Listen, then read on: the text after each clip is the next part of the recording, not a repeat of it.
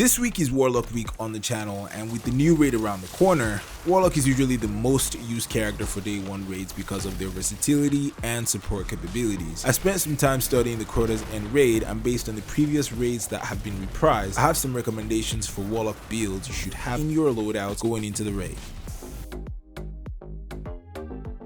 First off, I want to talk about why I have such a strong opinion on what's going to work on this raid, even though the raid isn't even out yet. I just looked over the raids that Bungie has brought back into D2 and looked for what they kept the same and the kind of things that they changed. So let me quickly show you the differences between the D1 and D2 versions of the Vault of Glass and King's Fall raids. In Vault of Glass, there are 6 encounters and a maze. The maze didn't change, and out of the encounters, 2 of them involve only killing enemies and the other 4 have either a relic mechanic, oracles, or both. Bungie only changed the oracle mechanic and pretty much left the relic mechanic the same. In my opinion, they just changed the parts that were actually convenient for them to be able to tweak. In King's Fall, there are 6 encounters, a jumping puzzle, and a maze. The jumping puzzle and maze did not change, and of the 6 encounters this time, every encounter actually has a mechanic. First encounter is insignificant to the raid, so Bungie just pretty much kept this one the same. But there are 6 other mechanics in the raid: the brand, the plates for War Priest, the plates that spawn the Ascendant Bridge, torn between dimensions, and the Blight Explosions mechanic for DPS on Oryx. If you've not played this raid before, you're probably like, what's all the gibberish that he's saying? But just take into context that there are a lot of mechanics, so we're gonna see how much Bungie actually changed. For the brand mechanic, in D1 all you had to do was stay next to the person with the brand and it automatically transferred to you.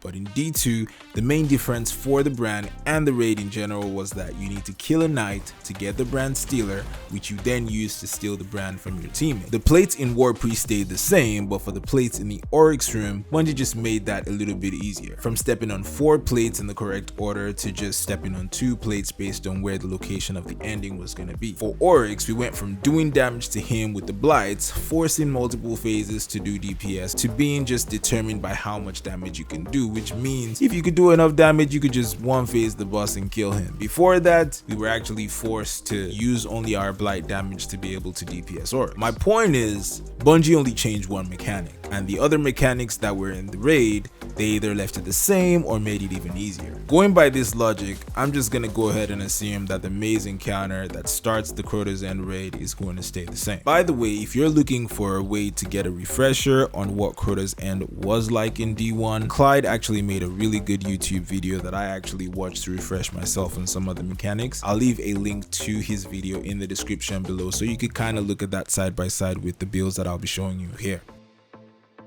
The maze encounter is pretty much about staying static. So you stay static at one point, clear ads, and then you move on to the next spot, you're static again, same thing over and over. Well, there's no character that's better at staying static than the Warlock, so I'm gonna suggest you either run the Vesper of Radius Arc build or the Osmiomancy Stasis build. For Vesper Radius, first of all, since you're gonna be swarmed by enemies, your rifts are gonna be charging insanely fast, and this is gonna help keep you and your fire team safe. It also blinds the enemies that get close enough to your rift and does damage to them, while creating arc souls that can also track to the farther away enemies, so maybe they don't even get close enough to you to be able to do damage. All the builds that I talk about in this video are going to have dim links in the description below, so if you want to use any of them, you could just copy them, paste them to dim, and send them to your actual loadouts in the game. My must-have for this build is for the legs. Make sure to run both elemental charge and stacks to keep your armor charges at max at all times.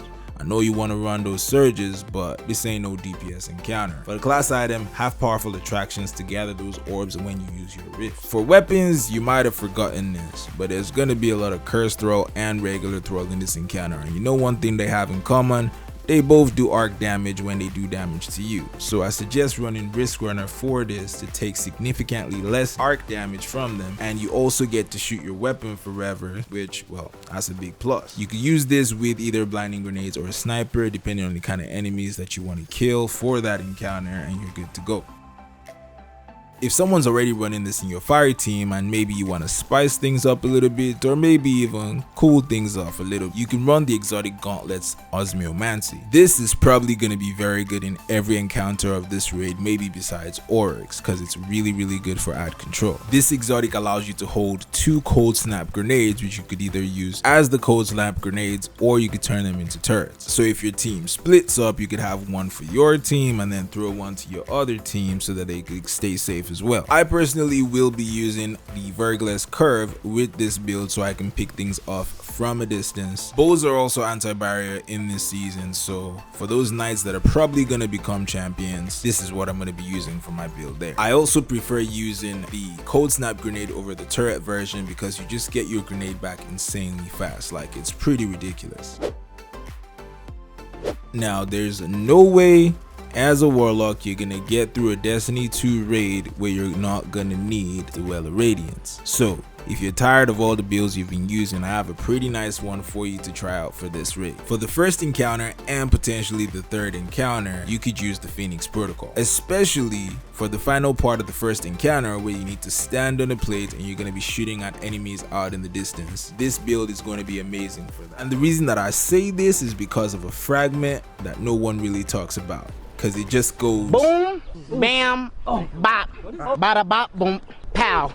Ember of Combustion says final blows with a solar super causes targets to ignite and creates a fire spike. Now most people think that this just works on Dawnblade, but if you're in a Well of Radiance and you get a solar kill, it counts as solar final blows, which means every enemy that you kill while you're in that Well of Radiance is gonna ignite. Basically everything that you shoot at is just gonna go boom.